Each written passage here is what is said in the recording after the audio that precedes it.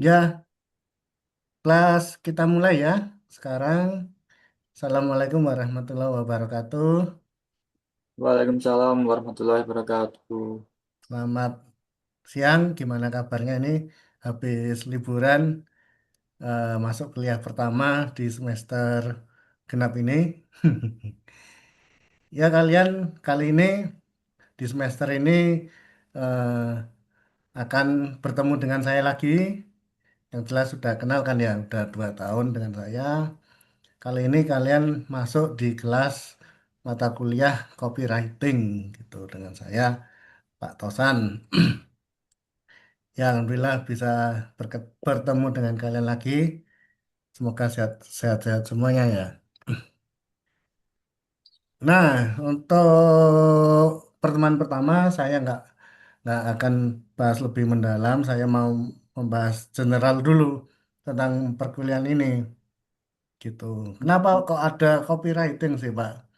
Mata kuliah ini gitu ya, untuk anak pemasaran digital jelas capaian utamanya sesuai kurikulum di buku kurikulum kalian copywriting ini untuk menargetkan CPL 4. Apa aja isi CPL 4? Yaitu mampu merancang kampanye periklanan digital yang kreatif dan tepat sasaran serta menulis teks iklan yang persuasif untuk dengan memanfaatkan teori pemasaran, prinsip copywriting, dan riset audiens melalui platform digital yang relevan.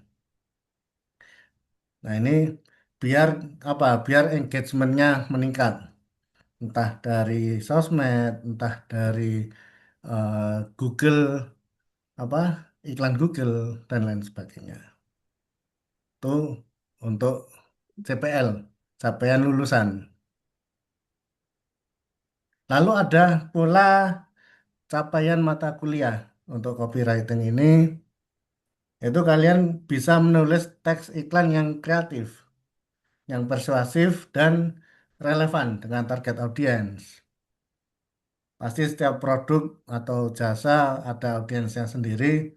Kalian diajarkan nanti bisa menyesuaikan target audiens gimana beriklannya. Gitu. Ada pula CPMK 17 yaitu menerapkan prinsip-prinsip copywriting dalam berbagai format media digital. Gitu. Oke, sebelum perkuliahan kedua, ketiga, dan seterusnya, di pertemuan pertama, seperti biasa, kita punya kontrak kuliah. Itu ya, sebenarnya nggak jauh beda dengan semester sebelumnya. Saya akan berikan waktu kompensasi keterlambatan maksimal 15 menit. Gitu. Gimana? Setuju nggak?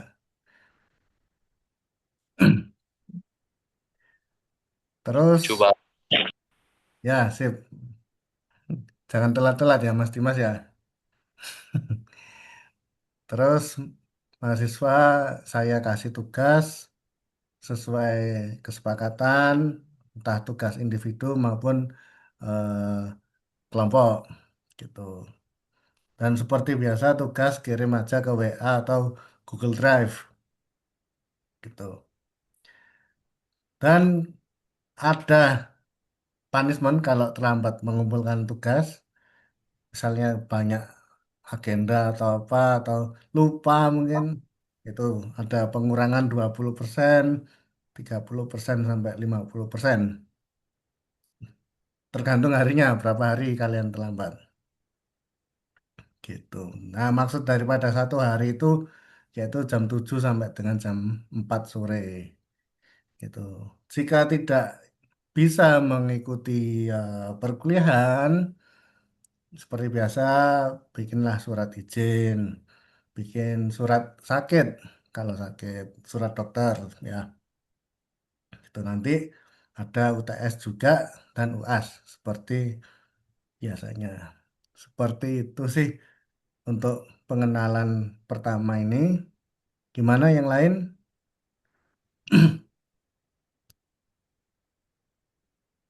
Oke, kalau nggak ada jawaban, saya anggap setuju semua. Itu ya, oke. Lalu masuklah materi pertama lah. Kira-kira apa sih copywriting itu? Ada yang mau jawab nggak? Copywriting, Pak, copywriting itu menulis. Ya, basicnya menulis, benar. Pak, copywriting itu membuat cerita. Ya, itu juga benar. Copywriting itu masih dalam eh, keluarga.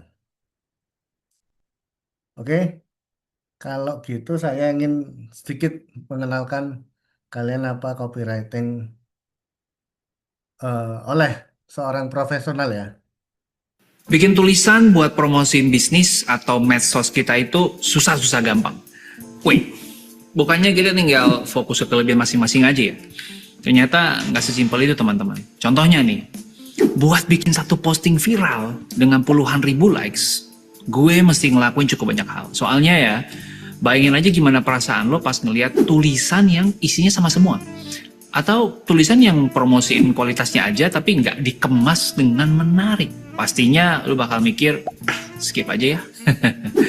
Ada esensinya tapi nggak ada sensasinya gitu ya. Nah, tenang, lo nggak perlu kesusahan nyari cara bikin iklan atau copy yang menarik. Soalnya selama beberapa menit ke depan kita bakal ngulik proses nulis gua yang bisa lo terapin di konten plus real story-nya buat nge-guide lebih banyak lagi audience dan hopefully makin ngebantu penjualan lo juga.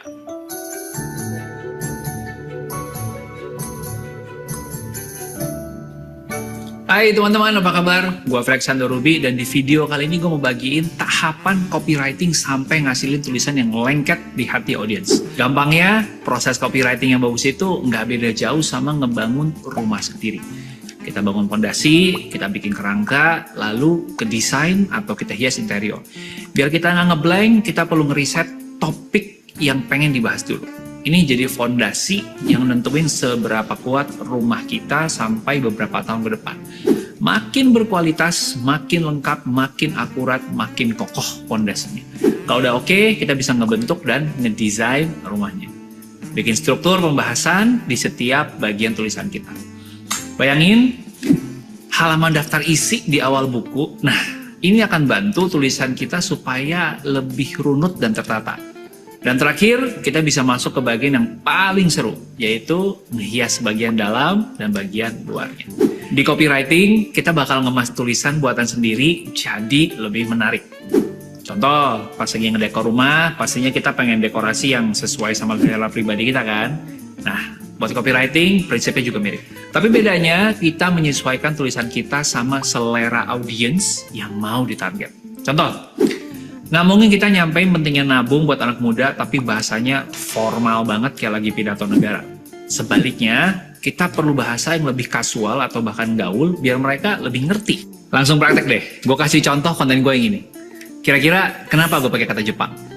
Kenapa gue pakai traveling? Dan kenapa gue pakai kata free? Intinya supaya nyampe ke audiens yang pengen gue ajak ngobrol. Gue pengen ngomongin nabung, pengen ngomongin invest. Nah, audiens ini adalah orang-orang yang tertarik dengan jalan-jalan gratis. Dari mana? Ya dari hasil investasi. Ya, kenapa pilih Jepang? Karena Jepang lagi jadi hot destination untuk traveling. Nah, sekarang coba gue ganti audiensnya.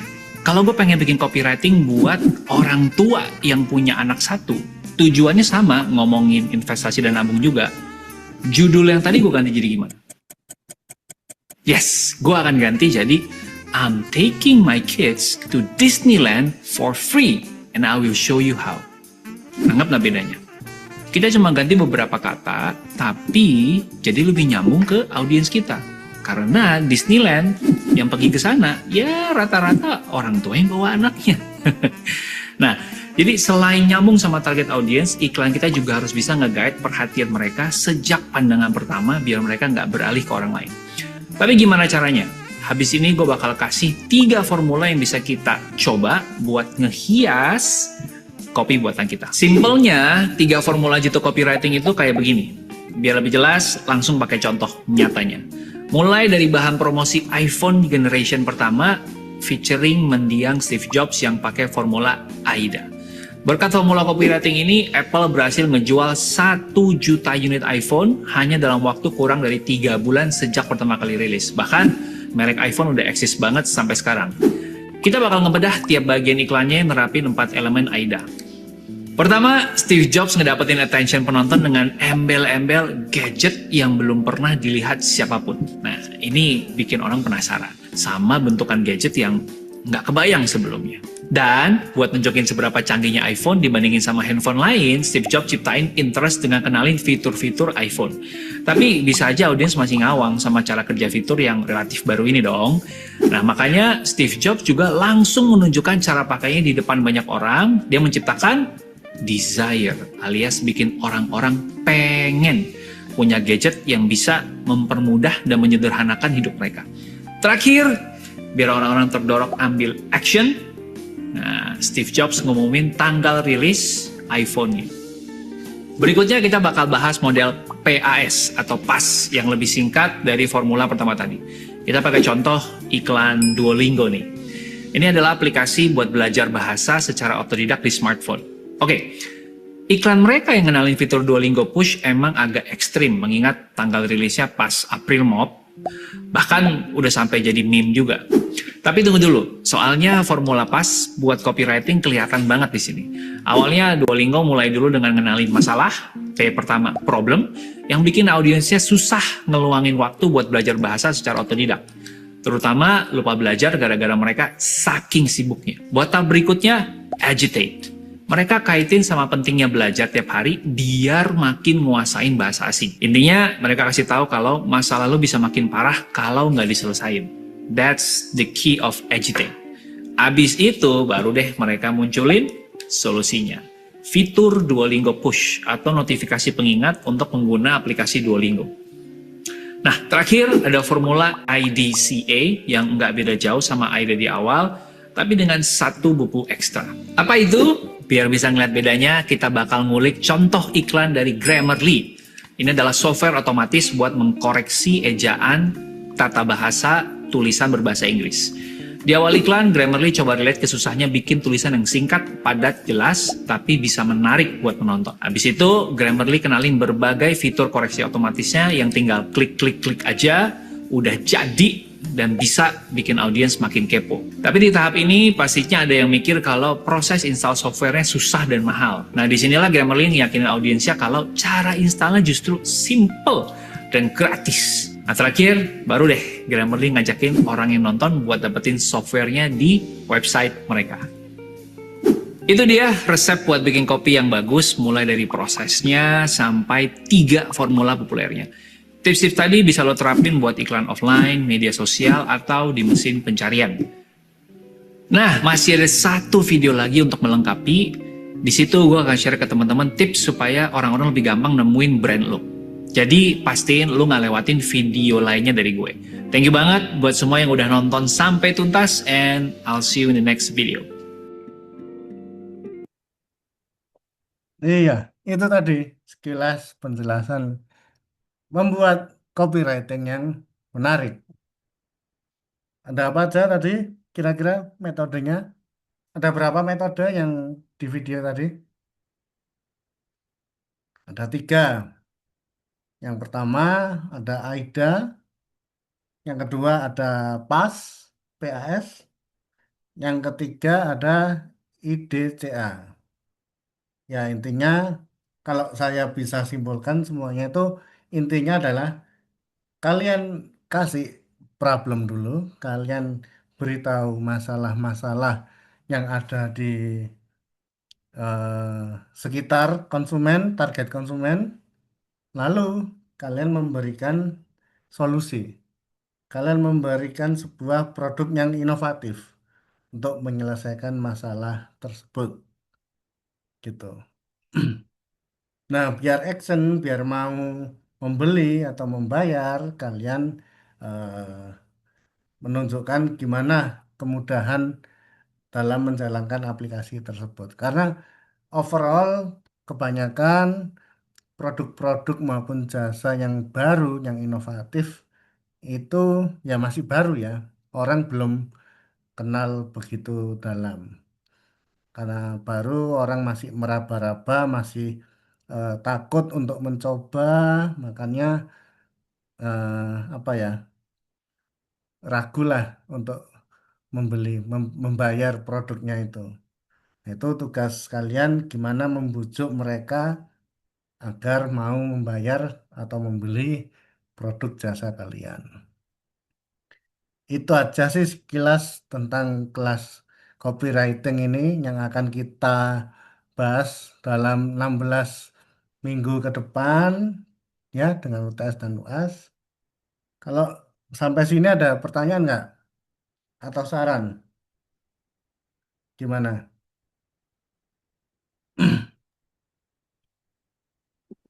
Jadi saya tidak ada Pak dosen. Ya Mas Hanif, ada saran nggak? Tidak ada Kira-kira Pak dosen. perkuliahan nggak ada. Nanti ngalir aja ya.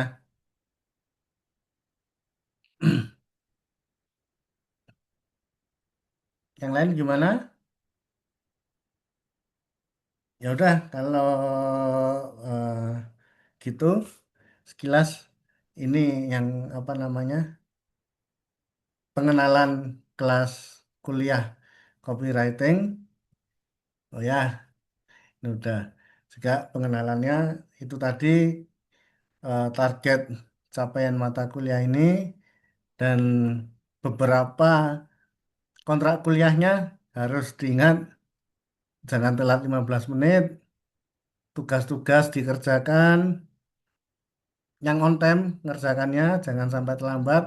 Kalau terlambat ada pengurangan nilai gitu. Ya udah, segini dulu aja, sekian. Makasih atas perhatiannya. Makasih di pertemuan pertama ini. Sampai ketemu di pertemuan berikutnya. Sekian dari saya. Wassalamualaikum warahmatullahi wabarakatuh.